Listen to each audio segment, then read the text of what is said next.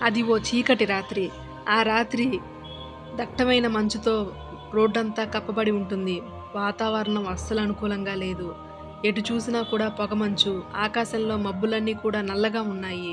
అటువంటి టైంలో కర్నూలులోని శివుని కొండపైకి వెళ్ళే రహదారి మార్గంలో ఒక కారు వేగంగా వెళ్తూ ఉంది. ఆ కారు డ్రైవ్ చేస్తున్న డ్రైవర్ తన బాస్ తోటి, "బాస్, ఇటువైపు వెళ్తే మనము తొందరగా వెళ్ళిపోవచ్చు. కానీ మన ప్రాణాలకి ప్రమాదం. మనం వేరే మార్గం గుండా వెళ్దామని" చెప్పినా కూడా బాస్ వినకుండా, "లేదు, ఇటువైపే వెళ్దాము. అవన్నీ ఉత్తమాటలు, పుకార్లు. ఎవరో సృష్టించారు. మనం ఇటే వెళ్ళిపోదామని" చెప్పేసరికి ఆ డ్రైవర్ కార్‌ని వేగంగా తీసుకెళ్తూ ఉంటాడు. ఆ కార్‌లో బాస్ వాళ్ళ ఫ్రెండు, అలాగే ఆ ఫ్రెండ్ వాళ్ళ వైఫు, బాస్ వాళ్ళ వైఫు అందరూ కూడా మొత్తం డ్రైవర్‌తో కలిపి 5గురు వెళ్తూ సరదాగా మాటలు చెప్పుకుంటూ ఉంటారు. కానీ వాతావరణం భయంకరంగా ఉండడంతో ఆడవాళ్ళిద్దరూ కూడా భయపడుతూ ఉంటారు. ఈలోపు కారు సడెన్‌గా బ్రేక్ డౌన్ అయిపోయి ఆగిపోతుంది.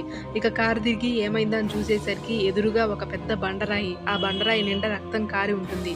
అది చూసి ఇద్దరు ఆడవాళ్ళు భయంతోటి ముందుకు పరిగెత్తుతారు. వాళ్ళు పరిగెత్తుతూ ఉంటే వాళ్ళని చూసి మిగతా వాళ్ళు కూడా వాళ్ళ కోసం పరిగెత్తుతారు. ఈలోపు ఎదురుగా శివాలయం ఉంటుంది.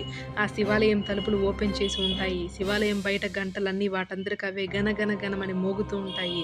శివాలయం బయట పసుపు, కుంకుమలు చెల్లాచెదురుగా పడుంటాయి. ఇంతలో ఎవరు అని చెప్పేసి ఒక పెద్ద సౌండ్ వినపడుతుంది. ఎదురుగా చూస్తే ఒక చిన్న పాప. ఆ పాప ఎర్రటి గౌన్ వేసుకొనుంది. కళ్ళన్నీ ఎర్రగా ఉన్నాయి. జుట్టంతా తడిగా ఉంది. వీళ్ళని చంపడానికి అమాంతం చేతులు 2 ముందుకు చాపుతుంది. చుట్టుపక్కల నుంచి భయంకరమైన పిల్లల అరుపులు వినపడుతూ ఉంటాయి. ఇక్కడనుంటే శ్రేయస్కరం కాదని ఎక్కడ వాళ్ళు అక్కడ పరిగెత్తుకొని ప్రాణాలతో ఆ కారుని అక్కడే వదిలేసి బయటకొచ్చేసి తమ ప్రాణాలను రక్షించుకొని వెళ్ళిపోతారు ఫాస్ట్‌గా.